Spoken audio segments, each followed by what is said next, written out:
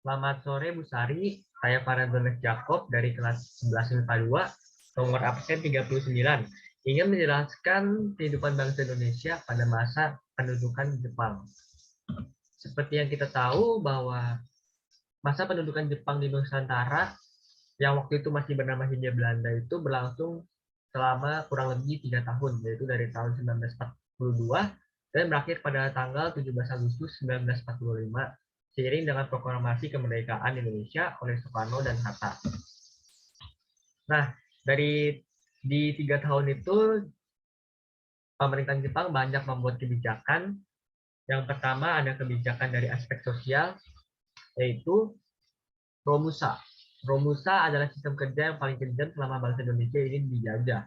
Romusa ini awalnya disambut baik oleh masyarakat dan berubah menjadi sistem kerja yang mengenaskan semenjak kebutuhan perang Jepang meningkat. Romusa ini menjadi sebuah paksaan. Rakyat kita dipaksa untuk membangun semua sarana perang yang ada di Indonesia, bahkan di luar negeri, tanpa diberi upah dan fasilitas kehidupan yang memadai. Oleh karena itu, banyak rakyat Indonesia yang menderita sampai meninggal dunia. Lanjut ada Jugul Gantu atau tenaga kerja perempuan yang direkrut dari berbagai negara di Asia, salah satunya yaitu Indonesia. Perempuan-perempuan ini dijadikan sebagai penghibur untuk tentara Jepang. Sekitar 200.000 perempuan Indonesia dipaksa menjadi Jugul Gantu pada waktu itu. Kemudian ada kedua dari aspek budaya. Di aspek budaya ini, pemerintahan Jepang menerapkan seikere atau penghormatan dengan cara menundukkan kepala ke arah matahari terbit yang dianggap dewa oleh masyarakat Jepang. Kebijakan ini tentunya tidak didukung oleh rakyat Indonesia karena berlawanan dengan agama yang ada di Indonesia. Salah satu tokoh yang menentang yaitu Kahamas Mansur. Di aspek budaya, pemerintahan Jepang juga mendirikan pusat kebudayaan yang diberi nama Keimin Bunkei Shiryoso. Lembaga ini kemudian digunakan Jepang untuk mengawasi dan mengarahkan kegiatan para seniman-seniman agar karyanya tidak menyimpang dari kepentingan Jepang. Kemudian ada dari aspek pendidikan, pada masa pendudukan Jepang, semua kalangan ini dapat mengakses pendidikan. Tapi pendidikan yang dibangun oleh Jepang ini memfokuskan pada kebutuhan perang. Meskipun akhirnya banyak masyarakat yang dapat mengakses pendidikan dari Jepang ini, tapi secara jumlah sekolahnya menurun sangat drastis. Dari yang awalnya 20 ribuan dan akhirnya malah menjadi 13 ribuan.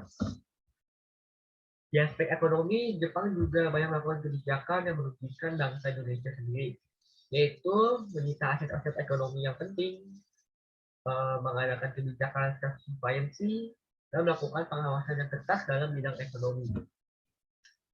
Kemudian di aspek politik dan militer, pemerintahan Jepang selalu mengajak kerjasama golongan-golongan nasionalis, yang bahkan golongan nasionalis ini banyak dicurigai oleh bangsa Indonesia. Tapi Jepang tetap mau bekerjasama karena menganggap bahwa golongan nasionalis ini memiliki pengaruh yang besar terhadap masyarakat Indonesia. Kemudian Jepang juga mengeluarkan undang-undang yang sangat merugikan bangsa Indonesia. Beberapa di antaranya adalah yang pertama, ada Undang-Undang Nomor 2 tanggal 8 Maret 1942 tentang larangan rakyat Indonesia untuk berkumpul atau berserikat. Yang kedua ada Undang-Undang Nomor 3 tanggal 10 Mei 1942 tentang larangan rakyat Indonesia untuk memperbincangkan pergerakan atau propaganda perihal aturan atau susunan negara.